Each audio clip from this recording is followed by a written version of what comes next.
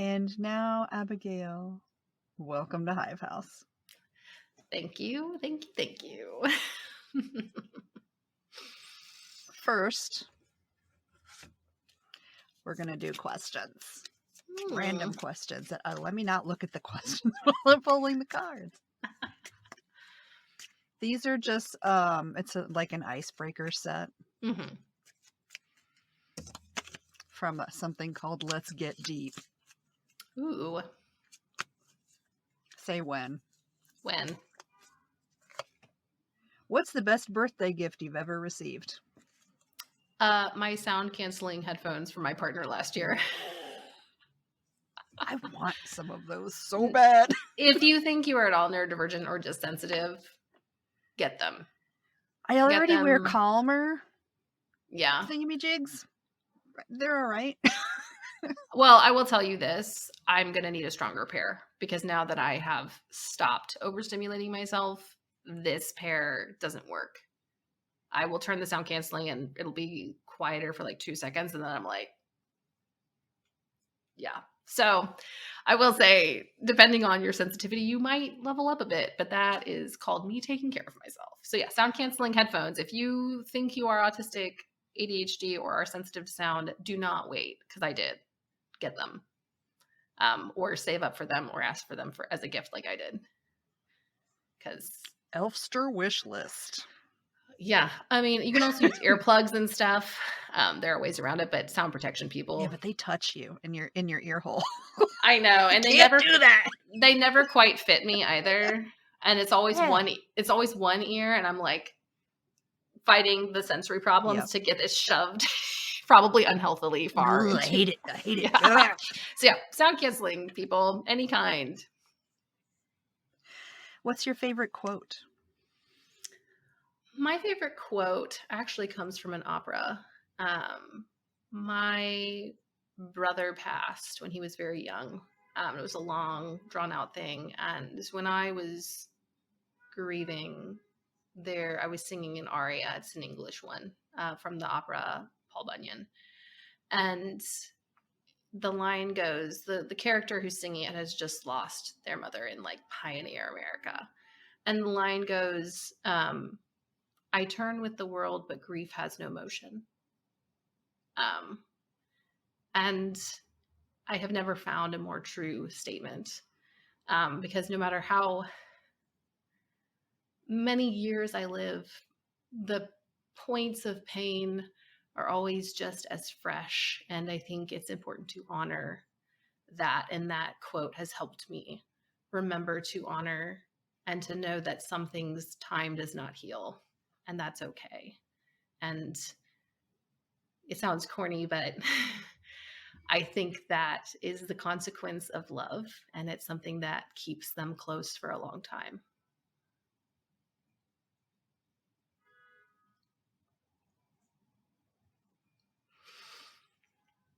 Sorry, my dog died recently.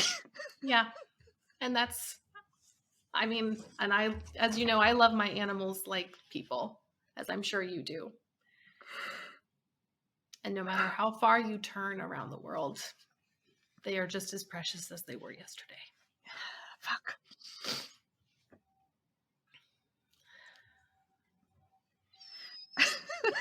Now I gotta ask this question. Probably the perfect follow-up.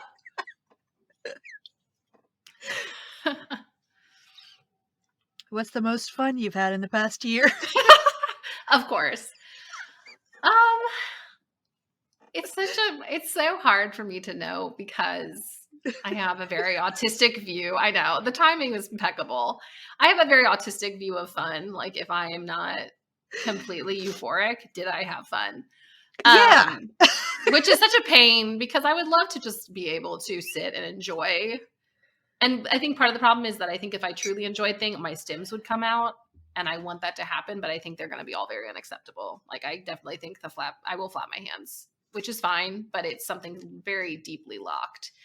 I think the most fun I've had, it's been let's be honest, it's been a rough year so far, everyone.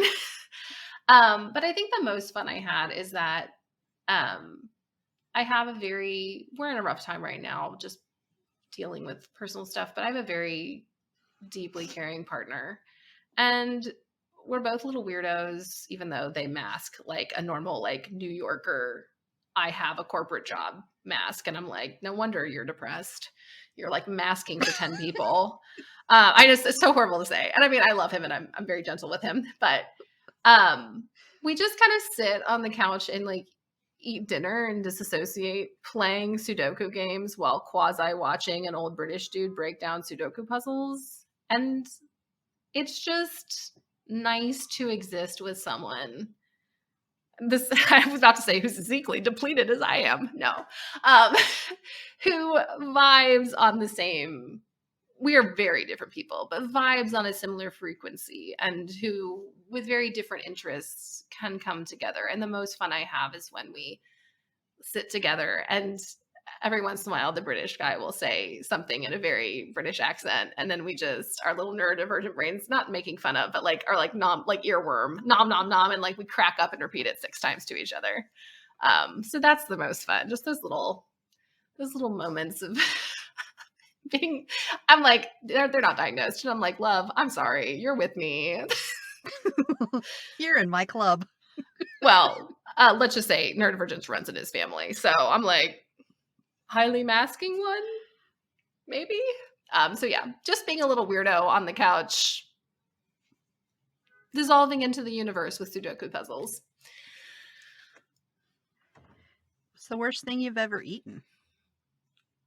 This is a rough one because I have eaten a lot of weird things. We lived overseas, and so like I didn't think they were weird at the time, but I've had kind of a lot. And I'm also, my parents like forced us to eat food, so I've eaten a lot of things that weren't weird, but that I do not like and still have aversion to. But as far as weird as everyone else, I mean, I've eaten a lot of like mystery meat, because if you're like in the edge of a jungle and someone serves you a meal, it's very important to eat it, because refusing food, I think, is one of the, like, I struggle as an autistic person because some food, I have IBS, there's food I can't accept, but like I will put myself through a lot to eat someone's cultural food because of how much I know, how much importance that carries. So yeah, we probably ate rodents that I probably had some rodents that aren't even in like actual books, because you just don't know what's in those lands. Yeah, you would see a random pelt and be like, that's not something I've ever seen before. So yeah, definitely unidentified rodent. Also, the woman my parent hired to cook for us, we called her Ming, which is the term for younger ant in Khmer. We were in Cambodia. She would always cook us up a meal, and for years I was like, oh look, mini intestines, and now I'm like, what animal did those kidneys come from? Because they were like this big. They were like this big. And it wasn't like a meal that I loved or hated. I was just like, oh, look, tiny kidneys. And now I'm really asking myself, what did we eat? Because I have no clue. Like, I could have been eating something I hold near and dear by species. Like, because I adore cats and dogs. I mean, horses too, but like my animals. Yeah. So I still don't know what creature that one came from. They were so tiny. Best to not, I guess. I'm so curious. It now. I want to know. I mean, I clearly still have no problem. I'm like, that was weird. So yeah. Ooh, who could that be? It's 3 people. Your 3. What is it? Hold on, I can't remember the question. It's your 3 favorite fictional characters. Oh, gosh, this is such a hard one, because I had so many favorite fictional characters growing up, and then I reread them as an adult, and I was horrified. Yeah. I love the book Jane Eyre. Looking back, narcissistic, abusing, possible sex offender for the love of your life. Yep. And you have no idea. So I will say, I think we can go good old Lord of the Rings, Sam Gamgee. Everyone else, unreliable. Sam, consistent. That's what Steadfast. That's what I need from life. People are like, I want some wild romance. And I'm like, yes, I like the idea of that. End of the day. For a week. Yeah, end of the day, friendship, partnership, whatever. I want to know that you will show up to the location we picked Yeah. Either consistently 30 minutes late, because then I just leave 30 minutes late, or consistently on time. Just need to Yeah. either be late normal or like on time normal. So yeah, Sam is definitely one of them. I also was hyper obsessed with cat books as a child. I memorized the cat dictionary. I was that obsessed. No one thought it was odd. I didn't get diagnosed till I was 27, well, 28. I'm like, I memorized the cat dictionary, Mom. And we don't talk, but in her defense, I think she's also autistic. So maybe that's why she was like, okay. But there was there was a fictional cat character who was magic in a book, and they could travel to different times. So I was very obsessed because like Black Cat combined with time travel and talking animals.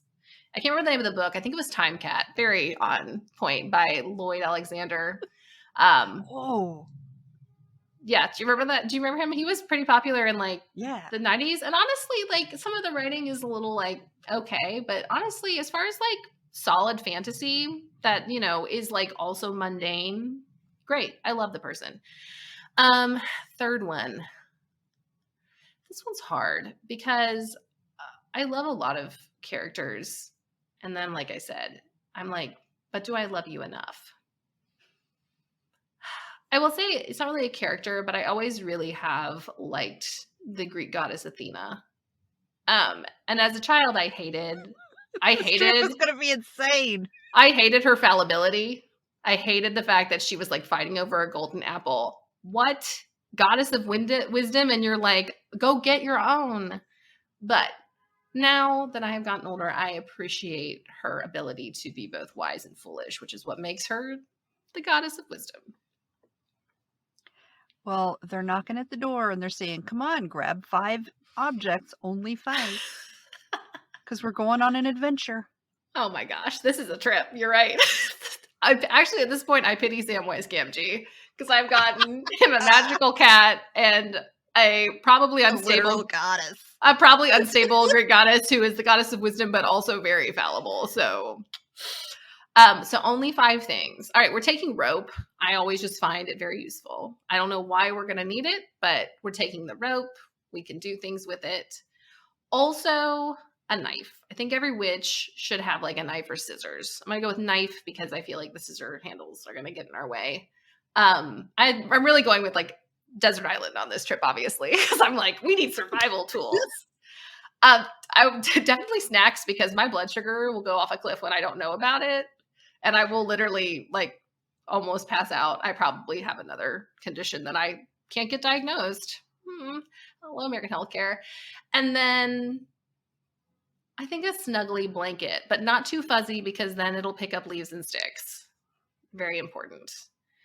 And since I don't know what type of trip this is, I'm going to turn into a picnic trip and we're going to have snacks and a full picnic basket with drinks and lunch. I know. I just feel like that would be a fun picnic. Magically replenishes.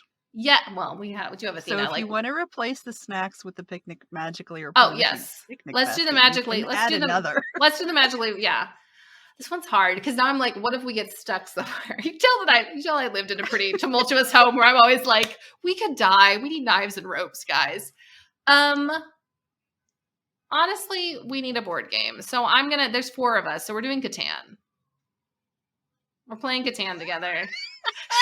I am the banker because I've nannied kids and have always held. Sam can carry that. Yeah. And Sam gets to carry most of it, although we should give it to the time traveling cat because then they could just boost themselves through the fabric of time. Sam will want to feel like he's contributing though. It's true. The bright side is that we don't need any travel stuff because the cat, literally you touch them and they take you. Oh, good. Wherever. That's so convenient. We've got this covered with Time Cat. I wish I remembered their name. Whatever. Well, I was obsessed. Next, I'm filthy rich and not an asshole about it. Everyone's rich, actually. Okay, everyone's rich. Okay, so everyone's then rich. Because I was about to be like, well, obviously, we solved the ills of the world. I'm throwing you a dinner party. What 5 people, real, imaginary, not alive, whatever, Mhm. Who are you inviting? And please describe the spread. Hmm. This is so hard because I'm like, the spread that my body can actually digest or the spread of my It's magic. dreams. Magic Okay, spread. perfect. So the dairy and the gluten and the honestly unidentified food that bothers me doesn't matter. So we're gonna have. I think we're gonna have kind of like a more hefty charcuterie because I like a lot of options. So, Yes. like a little pot of this, a little pot of that. I also love tons of different cultural foods. So, we have like some Vietnamese dishes over here, we have Indian over there, and, a Those are little my bit. two top favorites. Yeah, same. Um, Koreans shows up. We have that. I mean, unfortunately, I'm ditching all of Europe because you get one country and you pop it down. But I do enjoy hot dogs. So we're also having hot dogs, some baked beans on the side, potato salad, lots of fruit. Mustard or mayonnaise? Or No hot? mayonnaise. Well, on hamburgers we put mayonnaise. On hot dogs we don't. We sometimes put chili on hot dogs, so there's a bowl of chili there too if you really want to I meant go. the potato salad. Oh, the potato salad. Potato salad is mayonnaise and mustard with some white onions and apple cider vinegar to give it a little bite and egg. That's how I make it. I know I absolutely love it. And then if you leave it in the fridge an extra day with a little extra salt, it's like perfect. So yeah, pretty much, literally, and I will eat a whole bowl and then suffer the consequences. So all these different cultural foods, lots of veggies and fruit scattered throughout. That's kind of the charcuterie bit where like every space on the table is filled with like bowls of fruit. Because I am a fruit addict. And of course, like sweets and stuff are like filtered in. I definitely need a mousse as a dessert. I love like light, fluffy desserts, cream, berries. So yeah, that's the spread we're looking at. Oh, also a lot of like fried Asian snacks because they're like the perfect. I grew up with them and they're absolutely perfect. We were in Cambodia, so a lot of them were from like Vietnam and Laos, and Cambodia, of course, but they did tend to kind of have a bit of a melting pot going on. So that's our table. As far as the people, I'm 100% inviting my partner because it's going to get chaotic and they're incredibly good at small talk and I'm not. So my partner is there because I have literally thrown him in groups of people I should not. And he is like, oh, that was fine. And I'm like, okay, proud of you. Then I'm going to invite one of the ancestors that I work with, my great aunt. And she's a firecracker. And according to lore, told inappropriate jokes and talked about stuff that wasn't acceptable. So we want Beverly there. I'm also honestly inviting my cat, Pete, from when I was a kid, because they were a snackaholic. Then I think if we're going to go for like interesting people, I really am not really into celebrities or like famous people. It's not really my thing. Honestly, I think this one's hard. You know what? I actually would really like to have a conversation with Malcolm X, all things considered. So we're picking back. And also, my Aunt Beverly was like white, rich woman from racist Florida in the 60s. So Nick is definitely required. Hopefully, the other side has worked on her. How many do we have left? One more. One more. And then I'm going to invite one of my besties, Sassy. She's a personal friend because a Sagittarius, hilarious. And I think honestly that's a pretty good mix. We got a little bit of danger with my great aunt, but lots of interference with my partner and Sassy. So yeah, those are the people I would bring to my sumptuous table. What's the bravest thing you've ever done? I think almost everything I've ever done has been brave in the sense of like big steps or even small ones because I never had a pattern or people showing me how to do things. I've never had mentors or older people who were in my life. My parents basically isolated us. So, but I think the bravest was when I moved to New York. No idea what I was doing. I moved from New Orleans where I got my master's. And I just one day was walking, and this was like, I was looking into witchcraft and things, but I wasn't, there was no practice. I was like, I was also not even an astrologer yet. I was literally looking up like friends' exes to like laugh at their sun sign after they broke up. It's a healing process. And I was just walking my dog, and I suddenly just knew I needed to move to New York. And at the same time, I cut contact with my parents financially and emotionally completely. Yeah. Yes. But I went to New York with no financial support. One online part-time English teaching job. That sounds terrifying. I had no idea. And I'm really glad that when I do get these insights, I don't overthink them. Like when I get intuitive insights, I'm like, all right, well, I guess we're doing that. Whereas when I make a plan, I'm like, but yeah, it was brave. And I went to New York, had no idea, wasn't diagnosed, had thought I was going to be an opera singer. And yeah, I think it was, I don't think either of those things were hugely brave separately because I wanted to do them. But I think the combination of, you know, cutting off my family, which then I've lost contact with pretty much almost everyone else because I have blown the whistle on their bad behavior. Good. Oh, I'm here for it. I was like, well, they're like, you make me look bad. Well, sucks to suck. I didn't make you look bad. Yeah, I would have had to have been really creative if you hadn't already done something pretty heinous. So yeah, I will say that looking at that, I do think that most of my life has been brave, and I think it's that way for a lot of people with unstable homes. Most steps that you take as a person without any family to support you and to love you are steps of faith. And your family may be there, but not like actively supportive. I'm not saying like if you talk to your parents doesn't mean that you have the support you need. So yeah, I think a lot of things I have done are brave.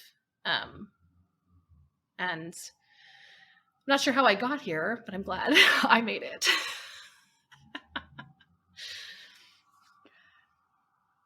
What 5 things can people use to call you in a summoning spell, and how will they know that the spell worked?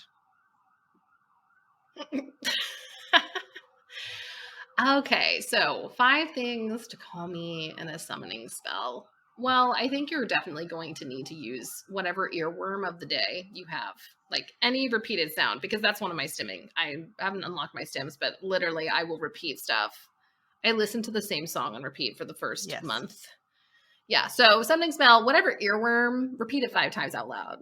It doesn't have to be a specific one. It's just whatever is attacking you mentally, a sound. Definitely use that to invoke my manifestation. Also, probably the ethically sourced hair of an animal or pet, because I tend to gravitate towards them. Then I would say set out a cup of juice, preferably aloe juice with the little chunky bits. It can be a fruit juice though. I like juice. I wish I had juice boxes all the time. And then, so we have 3. And then something that I personally vibe with is black walnut.